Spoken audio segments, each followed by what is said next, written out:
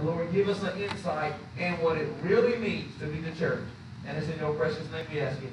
Amen. You may be seated. Now, very quickly, we've got to this point. Now, I know Pleasantdale's had a lot of great men of God. I know Pleasantdale's had some faithful people. But the staff cannot do it upon its own. And so I've written down a few things, and I'm not going to take a lot of time. And so when I identify you, I just want you to stand up, and I want you to sit back down, because I want you to see the magnitude of people that it takes for the church to function on a daily basis. First of all, we have the staff. Stand up if you want staff. Give these guys a hand, all right? They're doing an amazing job. And then we have our choir. If you're in the choir, stand up on your feet. Very good. They are the best in the country. And then we have our guys in the booth who make everything happen. All right? Glad, you get identified when something goes wrong, but thank you for your service. And then we have our Sunday school teachers. If you teach Sunday school class, stand up. All across. Children, adults. All right, and then we have our Awana workers who are our children. If you work at Awana, stand up.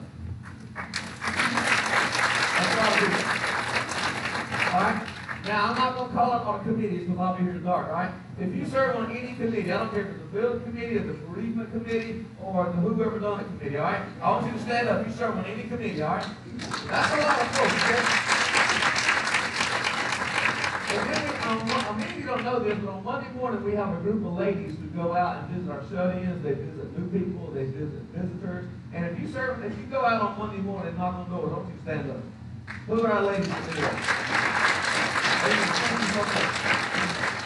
If you serve in our kitchen, whether Mrs. Fran, she's going to the village. If you serve in our kitchen or help Mrs. Fran serve in our kitchen, I want you to stand up. There's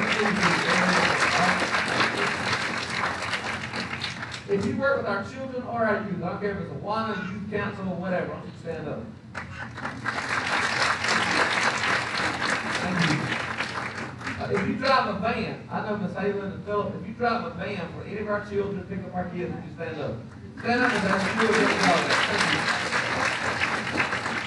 If you work in our nursery, nobody wants to take that responsibility.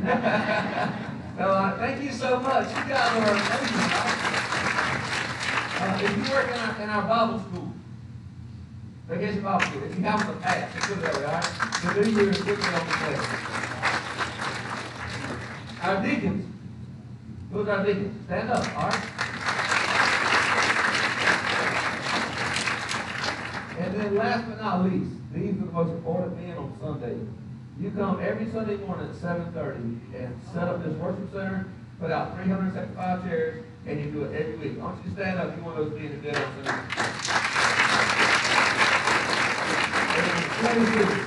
And so you see, it takes a lot of people for the church to function. And the more a church grows, the more need it has for people to be involved. But Jesus, as he would make this statement to Simon Peter, he was really telling him something that Peter really couldn't wrap his mind around. And he would not wrap his mind around it until the New Testament church would begin to get on its feet.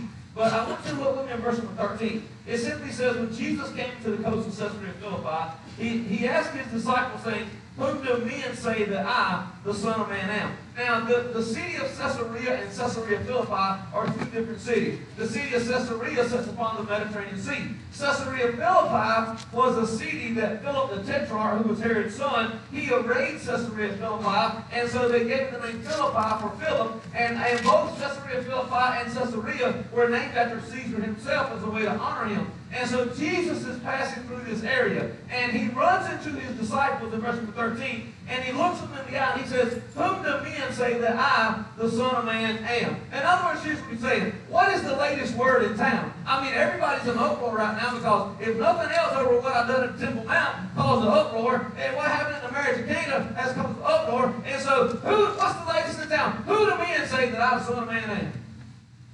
Y'all know what happened? They revealed they have been listening.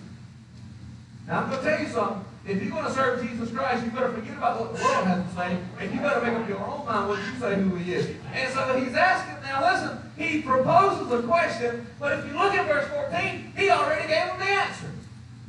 Say, I, what? The Son of He answered the question for them. And so in this statement, now listen very closely, he's giving notice to the correct answer. Who do men say that I, the Son of Man, am? What is the opinion of what I have done? What is the opinion of where I come from? What is the opinion of what I'm going to do? What is the opinion of what my goal is? And in verse 14, and they said, some say that you are John the Baptist. Now look at me.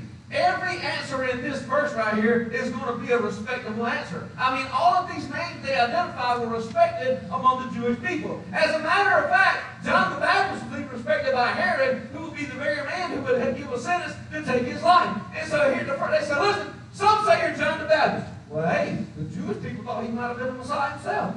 As a matter of fact, John the Baptist said, I'm telling you, I am not the one. I am nothing but one who is not even worthy to loose the shoes of the one who is coming. And so the next one said in verse 14, some say you're John the Baptist.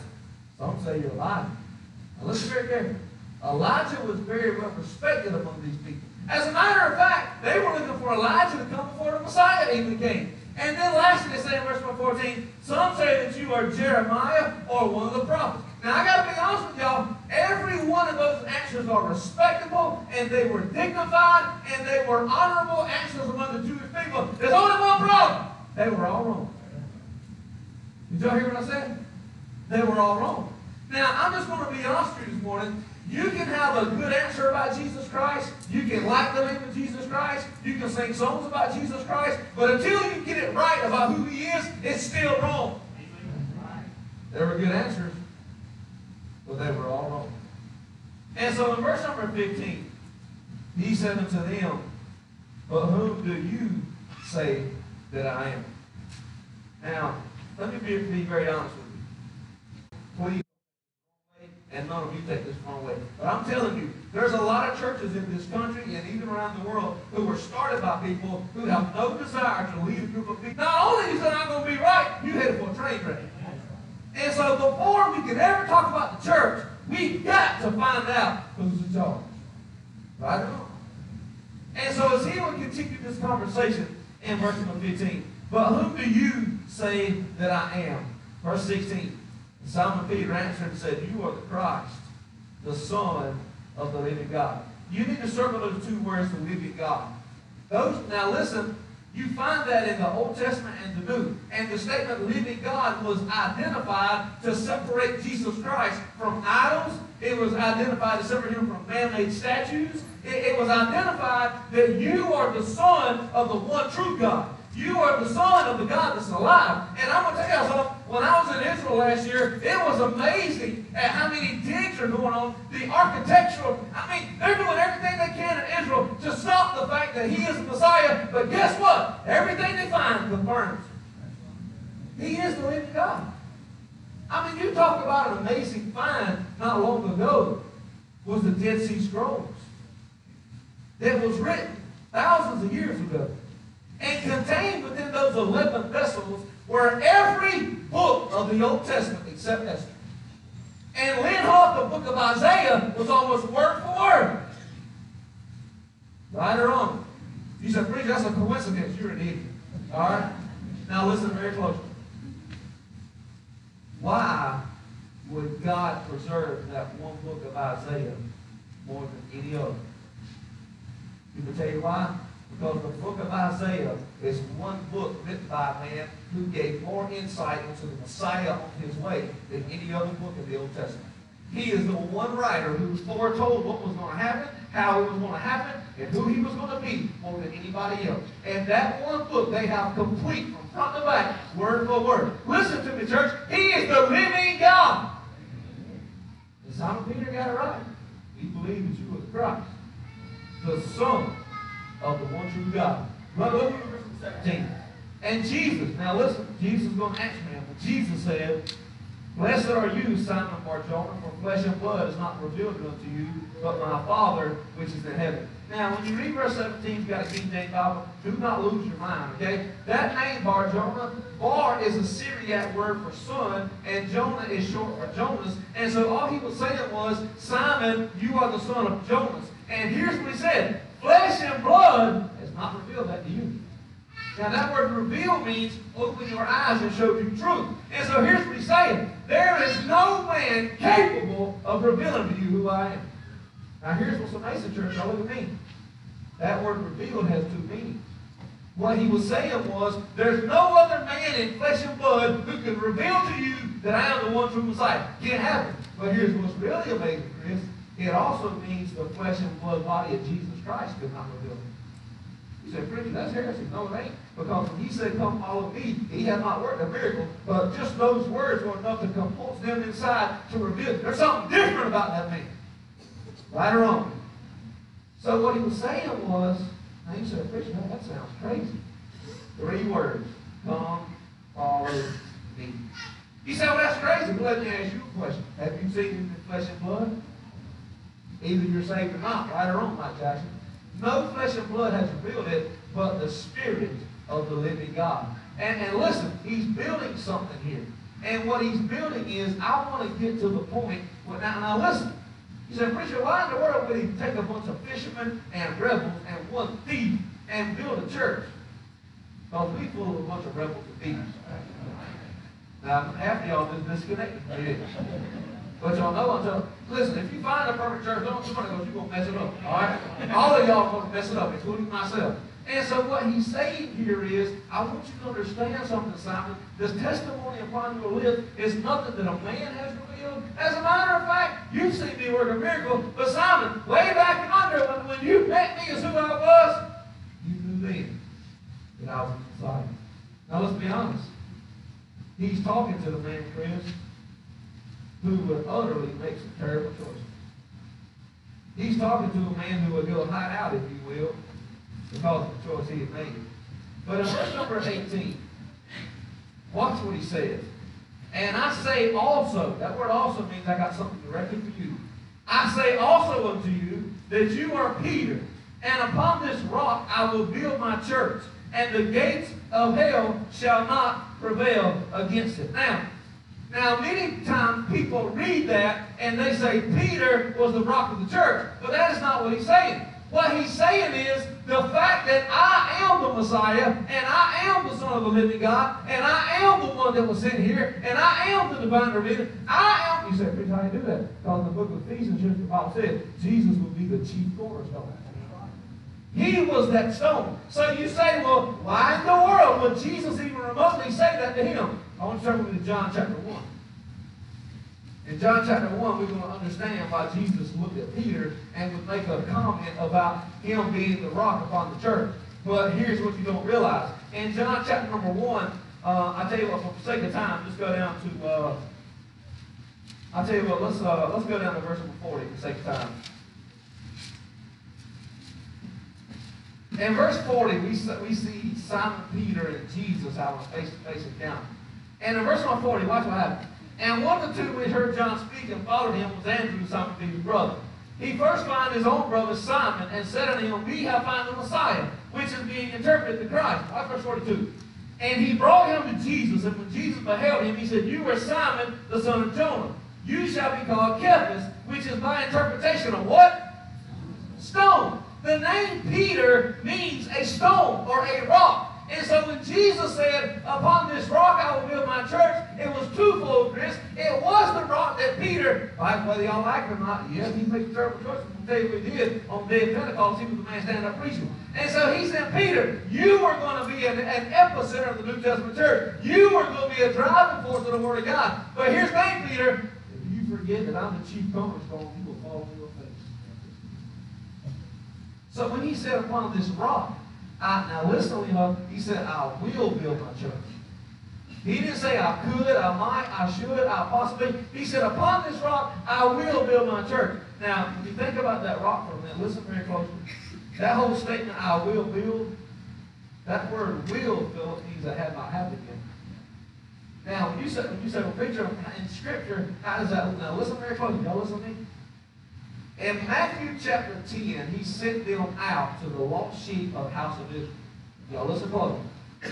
In Matthew 10, he sent them out, Chris, to the lost sheep of the house of Israel. He would not give them another commission until Matthew 28, when we read the Great Commission. Let me tell you why. because it's hard to build the church until after the resurrection. When he sent them out of Matthew 10, he sent them out to the lost sheep of the house of Israel because the Jewish people were God's people. And you say, well, why them? Because they knew enough about the Old Testament that they should have known who he was. And so here he says, upon this rock I will build. In other words, there's a day coming when I'm going to do an amazing thing, and I'm going to gather a group of people, and they're going to be the epicenter, and they're going to be the driving force of the gospel to the world. In verse 18, I want y'all to start with two words. He said, I will build what church? He said, I will build my church. Now, this is what I want to camp out for a few minutes. We can't talk about where we're at until we first talk about where we came from. Every church that's ever started in history, including Pleasantville, it did not start here. It started in Matthew chapter 16. It started here where we read about the fact that Jesus said there's going to be a group in the future that's going to be called my church. And Peter, you're going to be a part of helping build that church. But listen very closely. I'm just going to go ahead and be honest with y'all, because half of y'all already mad, and you ain't coming back tonight anyway, and so I'm just going to go ahead and be truthful. The problem with a lot of churches nowadays, they do not belong to my church, Jesus Christ. They belong to the man with the most money. They belong to the man who started it. They belong to a family who's been there the longest. They belong to, right or wrong, go ahead and get mad. They belong to a group of power source. And the problem is, and the reason that Jesus does not show up is because he's not willing. He's not willing. And if he did show up, they'd usher him out. So here's what Jesus said. You don't want me? I'll sign my name at the door that says Ichabod, and I'll leave. He did not tell Peter, I'm building the disciples' church. He did not tell Peter, I'm building the New Testament church of you. He said, Peter, you are going to be a small fraction of something that's going to belong to me. And if it ever gets away from belonging to me, it is headed for trouble. Right or wrong? Everything that we celebrate today started in this verse of Scripture. I'm going to build something that's going to be greater than you can ever imagine. And he goes on in verse number 18. He says, not only will I build the church, but the gates of hell shall not prevail against it. Now, I have read that verse of Scripture many times. You have read that verse of Scripture many times. Y'all can face it. I'm about to cover it. You have read that verse of Scripture many times. I'll tell you what you did. You missed it. Because when I was studying this week for the 297th time, I had an aha moment. That verse of Scripture is not what you think it is. Let me tell you why. When we read that verse of Scripture, Chris, we think about having a battle with the gates of hell every day. There's only one problem with that. You don't use a gate to attack people. Right or wrong? You don't use a gate. Jesus did not say, Roland, the forces of hell not prevail against it. He said the gates of hell will not prevail against it. You don't use a gate to attack people. You use a gate to keep people in and defend people from outside. Right or wrong? Now he said, preacher, where are you going? The only commission that you and I have, the greatest challenge that we have, is to go out into the world and lead lost men and women, boys and girls to the saving grace of Jesus Christ. Right or wrong? That was the great commission then, and it still is now. And so here's what he's saying. He said, here's what's going to happen. When you go into the world, your biggest battle is going to be this. Hell itself is going to try and keep you from getting anybody else. You said, preacher, that don't make no sense. It makes perfect sense, because in Jude verse 23, Jude said we are to snatch them from the fire. What he's saying there is, your calling, your battle against the gates of hell, hell is going to do everything it can to keep you from getting people out of the fire. Hell, are y'all listening to me? Hell is going to do everything it can to keep you from getting another lost man back into the fold. Are y'all hearing what I'm saying? The gates of hell shall not prevail against it. You say, well then, if that's true, preacher, why do we have so many battles in our spiritual life? I'm going to tell you why. And you ain't going to like it. The reason we have so many battles in our spiritual life is because, let's you and I be honest about something, all right? Y'all want to be honest? I'm not asking you to hold up your hand and say some kind of dirty sin you committed, but I want you to be honest with me. Every time you went through a spiritual battle in your life, and every time you had a trial in your life, and every time you fought the gates of hell in your life, and every time you fought the forces of hell in your life, if you were to look back over your shoulder right now, every one of them times, you would have to admit to me, including myself, that during those times you produced very little fruit. Right or wrong? Because when we're in our trials, we don't focus on Jesus Christ, we focus on our problem. And so the reason why hell itself is trying to do everything it can to keep you and I in misery is so we do not spend time getting people out of the fire. Oh, y'all hearing what I'm saying? And if he can keep you in misery, you ain't going to focus on one loss in your family.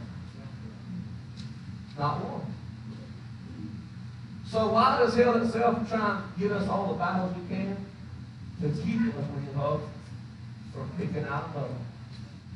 The gates of hell is doing all it can to keep us from getting one moment, and one moment, and one moment.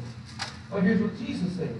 Jesus said, the force that I'm going to, now this is the good part. Jesus said, the force that I'm going to give you is going to be so powerful that the Word of God and the power of God and the Spirit of God is going to be so powerful that the gates itself cannot keep you in black. You said, Preacher, why have I not seen anybody saved lately? Why have you not witnessed lately?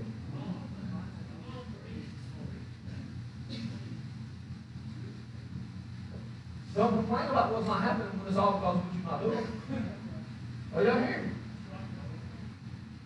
Well, why do we not see this? When was the last time you took part?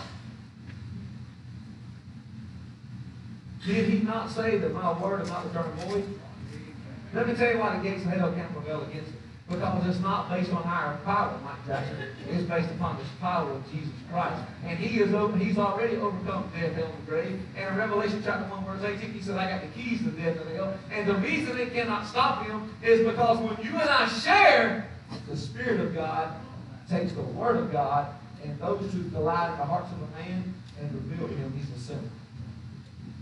And the gates of hell cannot stop the Word of God and the Spirit of God. We need to be busy snatching people out of the fire. But instead, we're too busy being distracted by everything around us. And I'm going to be honest with you, I think a lot of times we're a victim of our own minds. We got to buy the latest gadget that came out, the latest phone that came out, the latest technology that came out. We all be the most easy people in the world because everything does everything for us. But instead, we're the most stressed out people on the planet. And our spiritual life suffers because of it. It's bad when a man says he ain't got time to read the Word of God, but he got 3 hours a day on the internet. Oh, well, come on now, somebody. Hello. That's our problem. We got so many distractions that the gates of hell are actually winning because we're not trying. If we start trying, I believe we see God start doing His work. In the end of that verse, by saying this, I'll go against in verse 19. And I will give unto you the keys of the kingdom of heaven. Do y'all realize you got the keys of the kingdom? He said, what's the key to the kingdom? That's very easy. It's Jesus Christ. And he said, I am the door. I am the way. I am the truth. I am the door. Right or wrong? I got the key to the door. It's called my salvation, Jesus Christ. I will give you the keys of the kingdom. And whatsoever you shall bind on earth shall be done in heaven. And whatsoever you shall loose on earth shall be loosed in heaven. He said, Preacher, what's all that mean? I'm going to give it to him in covenant terms. If it's right in heaven, it's right on earth. If it's wrong in heaven, it's wrong on earth. Right or wrong? You say, well, how do we determine that? Read the book, knucklehead. It's all there. All right? Listen, God ain't on some kind of scavenger hunt where He wants you to find pieces to the puzzle. He's gave you the whole puzzle. The answer is there. And so He said, I'm going to listen, Peter. I'm going to do something. And I'm going to build a force called the church. And this church is going to be so powerful that hell is not going to be able to keep people locked in because you're going to have the power to snatch them out. But if you don't use it, don't complain because it don't work. If it's right on heaven, it's right on earth. If it's wrong in heaven, it's wrong. In other words, here we say, everything's got to go through the lens of Jesus Christ. It's either right or wrong. There is no gray ground. There is no middle period. There is no exit ramp. It's all there. And so as we close this morning, I just want to be very honest with you. You want to celebrate 72 years? Let's do something. Let's start being proactive instead of being reactive. The church sits around and waits on the crisis to deal with it. Hey, let me give you a challenge for the next year we're all coming. Let's be so busy snatching people out of the fire, we ain't got time to deal with our problems. Right or wrong? That's it. Now, some of y'all sitting like, preacher, that's impossible. Try something new. All right? Quit sitting around complaining. Try something new. Be so busy snatching them out of the fire that we ain't got time to deal with our problems. We ain't got time to deal with our problems. And so listen to the very close, all right? All eyes on me. I'm closing this morning. When is the last time that we have even tried to snatch somebody from the fire? And I'm just going to be flat out honest with you. I'm telling you, the things that are on the horizon, the word commitment seems to be less and less important to church.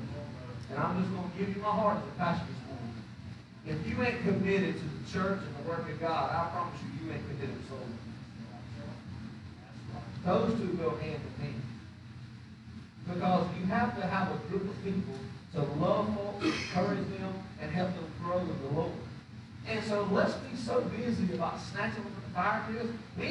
Tell people I ain't got time to argue with you. I got work to do. There's too many people that need to hear the gospel for me to be held up on all this stuff that don't matter. And if we'll do that, I'll tell you what happens. Next year, we'll celebrate 73 years, and we'll have something to talk about. But they're telling us, now listen very closely, they're telling us that hundreds of churches every week are locking the door. Going up.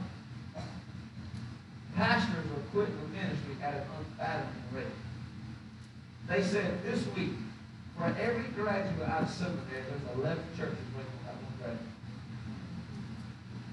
Pastors under the age of 40 are almost extinct. Their first church is killed with their belly line. There's not only a shortage of committed people, there's a shortage of leaders. And I'm telling you, church, it's not because God has lost his power, it's because we've lost our power. All that lies within our laps. We got some serious decisions to make. We're going to celebrate 72 more years. Some things are going to have to change. I believe God's doing some big things here. But you can't sit back and celebrate the past. You got to be focused on the future. What we're going to do now? As Jesus told Martha and Mary, I don't want to raise Lazarus on the resurrection day. I want to do something now. He wants to do something now. And so what is it in your life and in mine that you do it now? Let me challenge you something. Before next Sunday morning, try to snatch somebody from the fire. That's what the gates of hell are trying to keep you from doing. The gates like, listen, if you're a demon this morning, Satan can't change that. If you're a sign, he'll deliver. I'll tell you what, he will do everything in his power to keep you from taking somebody with you. That's right. That is his goal. The heads bowed and eyes closed. I did not ask him this, but I'm just going to ask. Would you guys come back up and sing that song if you knew it? If you knew it, didn't know he's alive. He told Peter, he said, I am the Christ. Peter said, you're the Christ, the Son of the living God. And Jesus says, flesh and blood didn't reveal that to him. These guys don't come sing. I'm going to ask you this morning. Listen, here's the challenge. Lord, don't let the gates of hell keep me from preaching somebody else. That is the challenge this morning. They're going to sing this song. We're not going to tear it. When they're done, we're done. And so the altar's going to be open. But listen, if you love Pleasantdale Baptist Church and even greater, you love the kingdom of God, let's be busy snatching somebody from the fire. All right? Let's all stand. This altar's going to be open. They're going to sing. If you're a baptism candidate, you can go now and change clothes and prepare for baptism. And while we're doing invitation, I'll do it just a little more. But what's it going to be? Rebelling over the gates that's doing nothing more than trying to keep you from taking somebody out? Or is it going to be the status quo? I'll just keep on doing what I'm doing. Here's what's going to happen. You're going to keep on getting what you get. Heads bowed, eyes closed, this altar's up as you come. Thank you guys so much.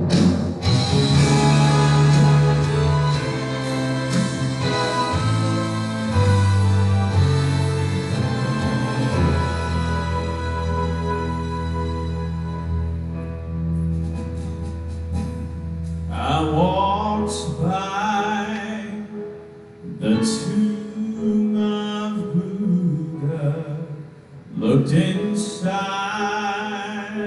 and saw his bones, traveled on to see Muhammad, still wrapped up in his grave clothes. But then I journeyed to a garden where old Joseph left him lay, the precious lamb, God's own begotten. He was no longer in that grave.